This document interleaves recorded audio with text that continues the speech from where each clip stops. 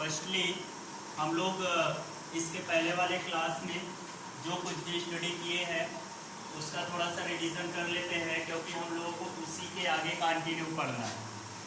हमने इसके पहले वाले वीडियो में फर्स्ट लेक्चर में दूसरे चैप्टर का फर्स्ट लेक्चर जो था क्लास 11 का, उसमें देखा था क्लासिफिकेशन, बायोलॉजिकल क्लासिफिकेशन, और हमको मिला था कि 2 किंगडम क्लासिफिकेशन किसने दिया था।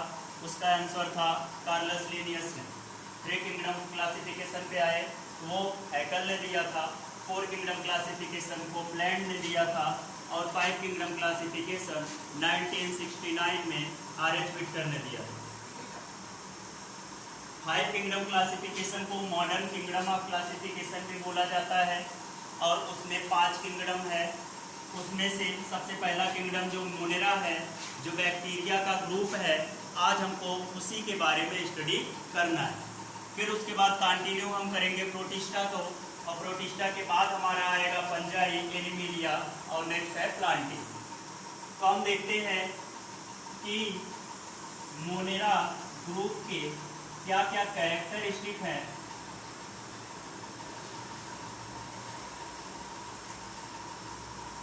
सबसे पहले तो मोनेरा जो ग्रुप है, याद रखना कि ये प्रोकैरियोट का ग्रुप है।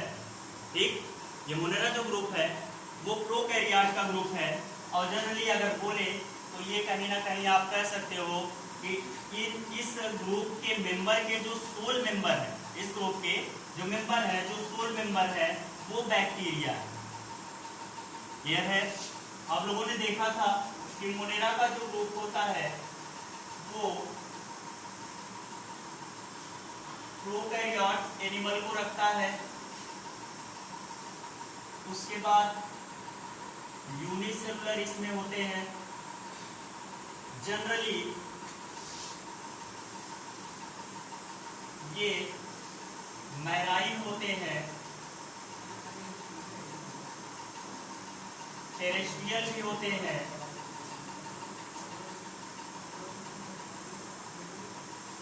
और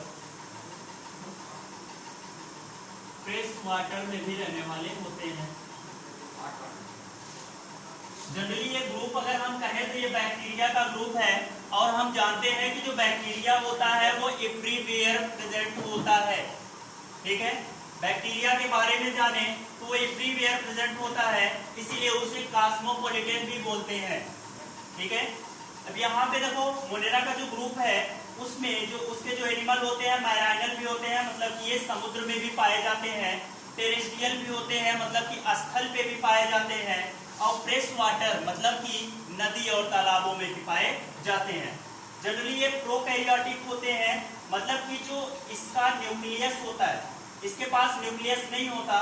अगर न्यूक्लियस होगा भी तो उसके ऊपर का न्यूक्लियर मेम्ब्रेन नहीं होता।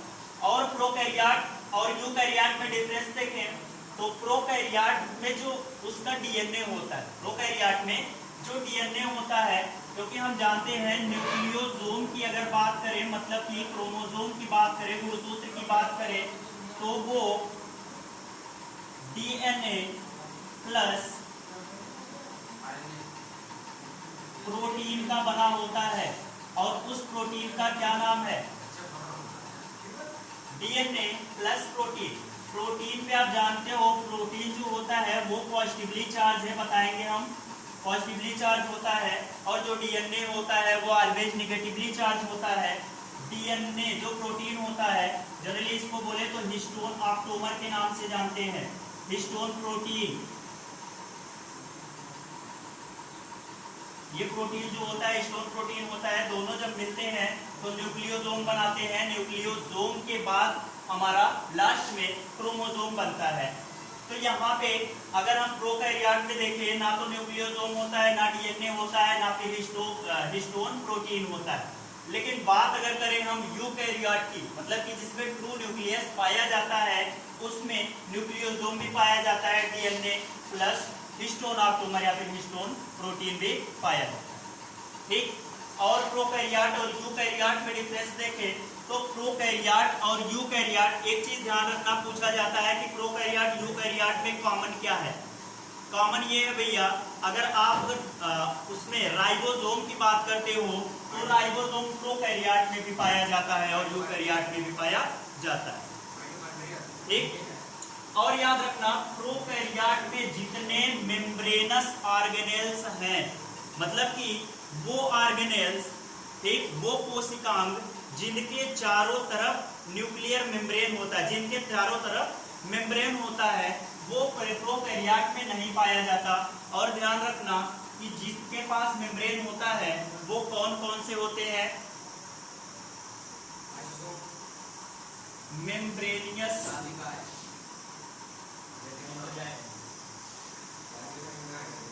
ऑर्गेनेल्स, ये होते हैं भैया आपके पहला mitochondria,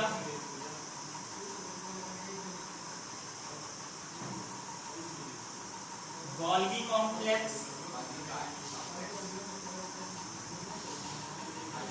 and mitochondria, Golgi complex and endoplasmic reticulum. तो याद रखना ये जो होते हैं प्रोकैरियोट में नहीं पाए जाते लेकिन यूकैरियोट में पाए जाते हैं। ठीक,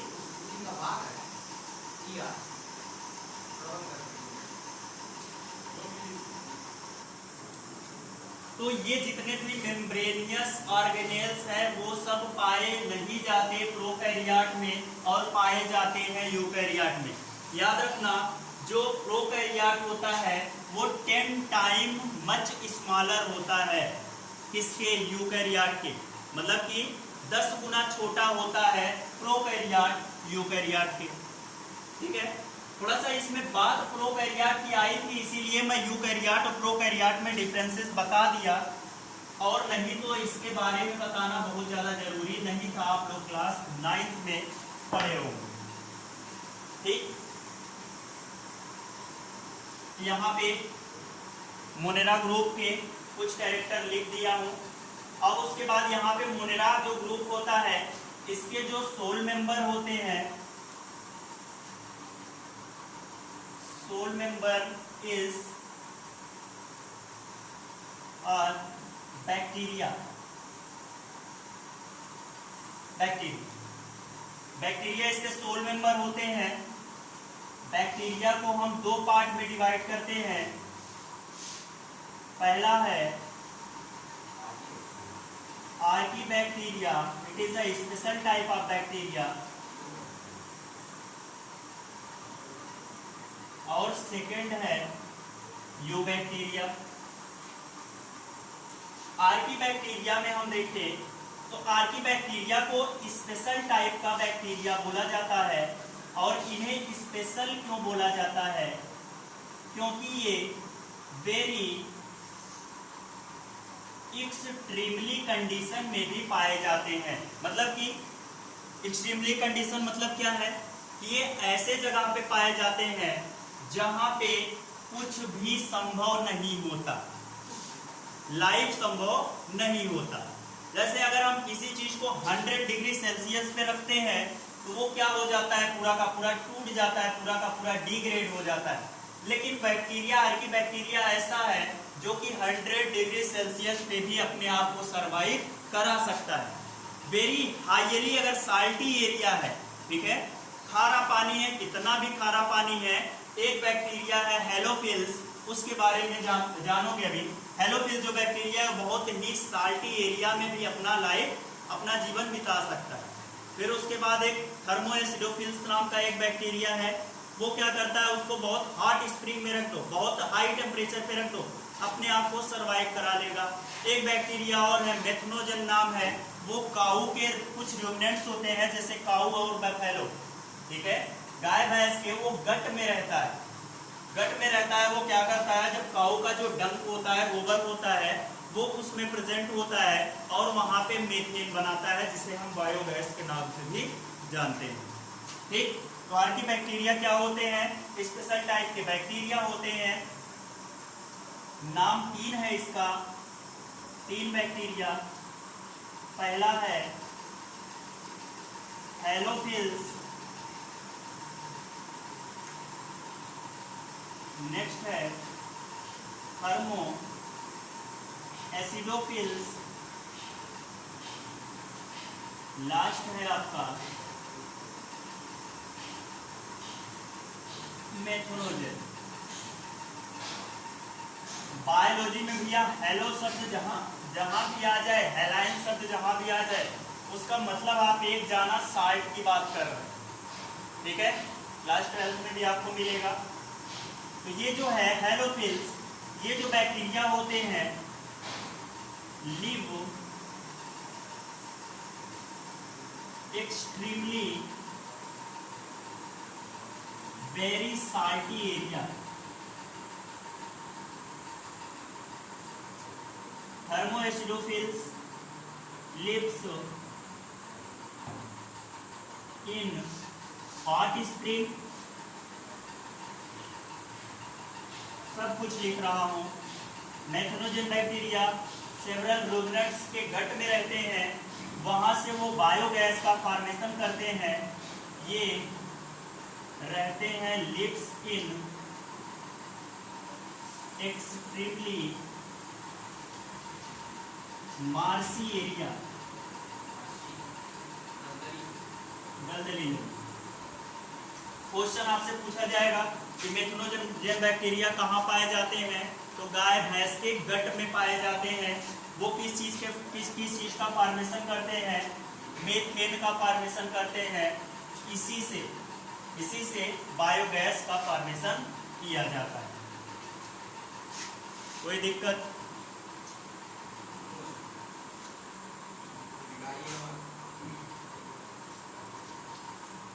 अब नेक्स्ट हम देखते हैं आर्किबैक्टीरिया के बारे में हमने जान लिया। अब यू बैक्टीरिया के बारे में जानते हैं। यू बैक्टीरिया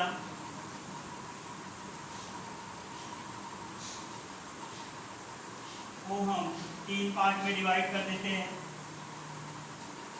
एक को हम बैक्टीरिया नाम देते हैं, दूसरे को हम साइनोबैक्टीरिया नाम देते हैं, और तीसरे को हम माइकोप्लाज्मा नाम देते हैं। फर्स्ट हम साइनोबैक्टीरिया के बारे में स्टडी करते हैं। साइनोबैक्टीरिया का दूसरा नाम BGA होता है।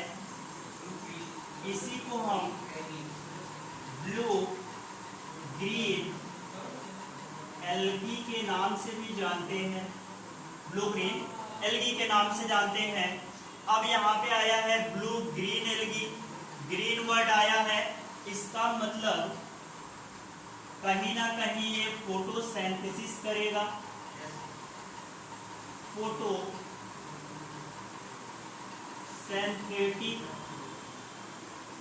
बैक्टीरिया। अच्छा भैया यहाँ तक तो ठीक है, फोटोसिंथेसिस कर रहा है। अब जब फोटोसिंथेसिस कर रहा है तो कहीं ना कहीं ये आइसोट्रॉपिक भी होगा कि नहीं? अच्छा, आइसोट्रॉपिक है, फोटोसिंथेसिस बैक्टीरिया है, ग्रीन है, इसका मतलब ग्रीन वर्डक भी पाया जाएगा। तो भैया ग्रीन वर्डक जो है आपका पिगमेंट है वो क्लोरोफिल ए पाया जाता है इसमें। ठीक, हम पहले स्टडी करते हैं साइनोबैक्टीरिया के बारे में। साइनोबैक्टीरिया को ब्लू ग्रीन एल्गी के नाम से जाना जाता है। ब्लू ग्रीन एल्गी, अगर इसमें ग्रीन वर्ड आया है तो कहीं ना कहीं इसमें पिगमेंट पाया जाता होगा, तभी ग्रीन है ये। अच्छा, अब पिगमेंट पाया जाता है तो कौन सा पिगमेंट पाया जाता है? क्लोरोफिल ए पाया जाता है। हरा है तो कहीं ना कहीं इसका मतलब फोटोसिंथेसिस करता होगा, प्रकाश संश्लेषण की प्रक्रिया करता होगा, तभी ये हरा है। प्रकाश संश्लेषण से याद आया, कहीं ना कहीं ये आइसोट्रॉपिक होगा, अपना भोजन खुद बनाएगा। इतनी बात क्लियर है? अच्छा, साइनोबैक्टीरिया के बारे में और हम लोग थोड़ा सा स्टडी करते हैं। याद रखना, इरेज करें।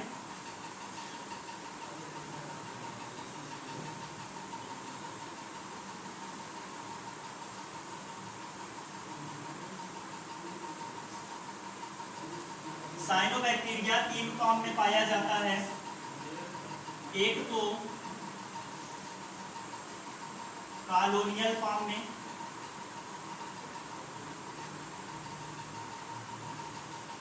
कॉलोनियल फॉर्म में पाया जाता है।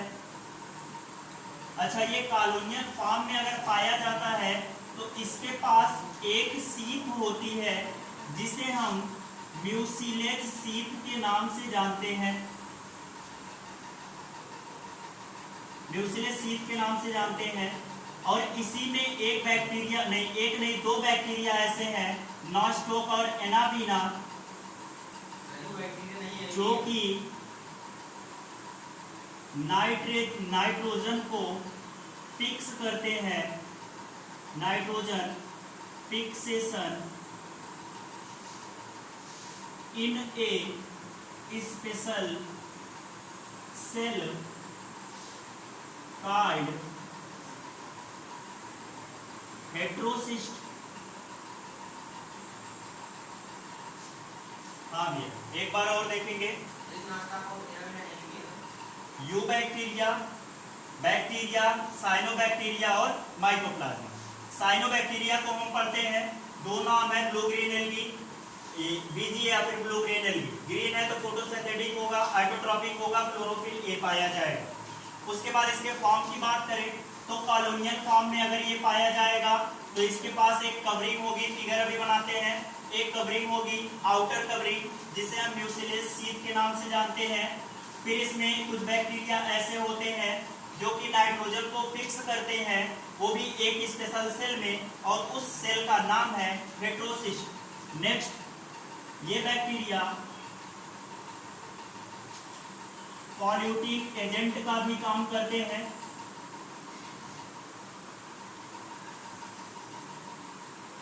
फॉर ब्लूम, ठीक। जहां भी इन बैक्टीरिया का एक स्पेशल फीचर ये भी है, जहां भी पॉल्यूशन होगा, जहां भी पॉल्यूशन होगा, ये बैक्टीरिया वहां पे ब्लूम का फॉर्मेशन करेंगे, मतलब कि कुछ बुलबुले टाइप का बनाएंगे, ठीक है। तो इन बैक्टीरिया को आप पता कर सकते हो, कहीं भी अगर बुलबुले टाइप का हो रहा है किसी भी मैराइन वाटर में या फिर आपका फ्रेश वाटर में, तो कहीं ना कहीं साइनोबैक्टीरिया उसमें प्रेजेंट होते हैं, ठीक। अच्छा, हमने यहाँ पे हेट्रोसिस्ट की बात की और म्यूसिलेज सीप की बात की। अच्छा, इसका हम कॉलोनियल फॉर्म एक बार देख लेते हैं साइनोबैक्टीरिया का, इस तरीके से।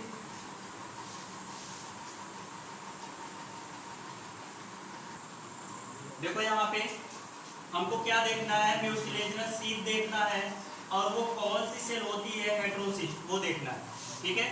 तो आप देखो ये कॉलोनियल फॉर्म है, वो भी साइनोबैक्टीरिया का। इसमें आप देखो मिडिल में एक स्ट्रक्चर आपको दिख रहा है, एक सेल दिख रहा है, कोशिका दिख रही है, इसी का नाम भैया हेट्रोसिस्ट है। ये साइनोबैक्टीरिया क्या करता है, इसी सेल में नाइट्रोजन को एटमॉस्फेयर से उठाता है और इसी हेट्रोसिस्ट सेल में फिक्स करता है। क्लियर है।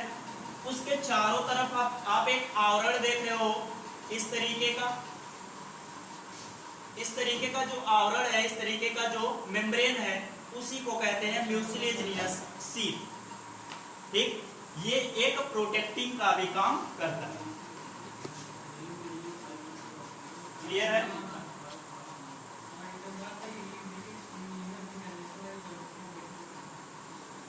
हमने साइनोबैक्टीरिया के बारे में पढ़ लिया।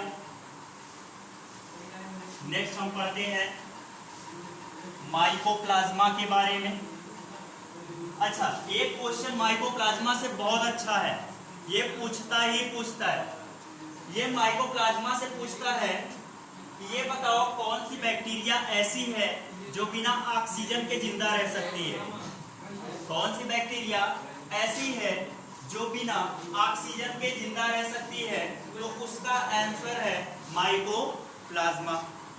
Example of mycoplasma is PPLO, pleuropneumonia like organism, ठीक, प्लूरोन्यूमोनिया लाइक ऑर्गेनिज्म, ये माइकोप्लाज्मा का एग्जाम्पल है। और एक क्वेश्चन जो सबसे बढ़िया पूछा जाता है वो ये पूछा जाता है कि ये बताओ कौन सा प्रोकैरियोट ऐसा है जो लैक ऑफ सेल वॉल रखता है, मतलब सेल वॉल कोशिका भित्ति नहीं रखता है। तो आपके दो क्वेश्चन मोस्ट इंपॉर्टेंट है माइकोप्लाज्मा से। सबसे पहला क्या है, माइकोप्लाज्मा में ये लैक ऑफ सेल वॉल होता है, लैक ऑफ सेल वॉल। और दूसरे नंबर का lips without oxygen, lips without oxygen. Third smallest bacteria,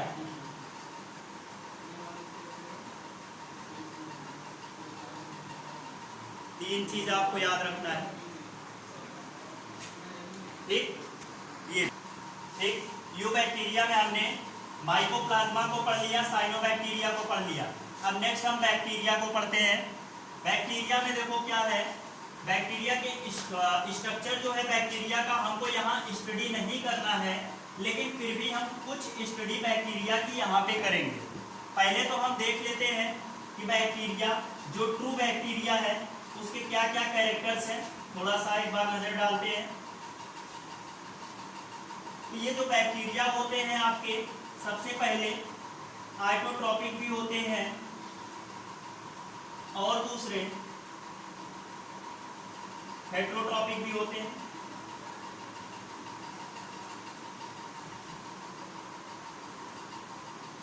heterotrophic भी होते हैं। अच्छा, आइटोट्रॉपिक होते हैं तो ये फोटो सिंथेटिक होते हैं या फिर कीमोसिंथेटिक होते हैं। कीमोसिंथेटिक होते हैं मतलब कि केमिकल का एब्जॉर्प्शन करते हैं, फोटोसिंथेसिस होता है इसका मतलब सनलाइट को एब्जॉर्ब करते हैं। ये आइटोट्रॉपिक होते हैं, कीमोसिंथेटिक भी होते हैं, फोटोसिंथेटिक भी होते हैं। हेट्रोट्रॉप होते हैं, सिम्बायोटिक भी होते हैं,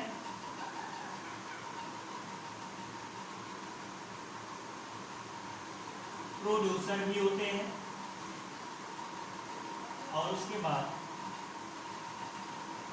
पैरासिटिक भी होते हैं, पैरासाइट। सिम्बायोट्स मतलब मृतोपजीवी, ठीक है, जो अपना न्यूट्रिशन किसी डेड एंड डिकेइंग प्लांट या फिर एनिमल मैटर से बना। प्रोड्यूसर क्या होते हैं, ये प्राइमरी कंज्यूमर भी इसको बोलते हैं। ये क्या करते हैं, किसी भी चीज को इनिशिएट करते हैं। सबसे ज्यादा जो एनर्जी होती है वो हमेशा प्रोड्यूसर के पास ही होती है। ट्रॉपिक लेवल पर होंगे क्लास 9 में। पैरासाइट जो होते हैं, इसका मतलब पैरासाइट वो होते हैं जो हमारे बॉडी के अंदर रह के हमको ही नुकसान पहुंचाते हैं, ठीक। जैसे कि एंटामीबा हिस्टोलिट का नाम सुने होंगे, अमोनियासिस कॉज करता है, ठीक है, दिस इज ए पैरासाइट, ठीक। तो यहाँ पे हमने देखा कीमोसिंथेटिक होते हैं, फोटोसिंथेटिक होते हैं, सिम्बायोटिक होते हैं, प्रोड्यूसर होते हैं और पैरासाइट होते हैं। याद रखना कुछ बैक्टीरिया ऐसे होते हैं जो कि नाइट्रोजन फिक्सेसिंग का काम करते हैं, जैसे कि हमने साइनोबैक्टीरिया में देखा था। इसमें बस इतना ही है बैक्टीरिया का क्लासिफिकेशन आपका। अच्छा, फोटोसिंथेटिक बैक्टीरिया और कीमोसिंथेटिक बैक्टीरिया में आपको क्लियर हुआ। कीमोसिंथेटिक मतलब केमिकल को एब्जॉर्ब करने वाला, फोटोसिंथेटिक मतलब लाइट को एब्जॉर्ब करने वाला, ठीक। ये आपका पूरा का पूरा मोनेरा खत्म हुआ। इसके बाद हम थोड़ा सा देखते हैं कि बैक्टीरिया का जो स्ट्रक्चर है वो कैसा होता है।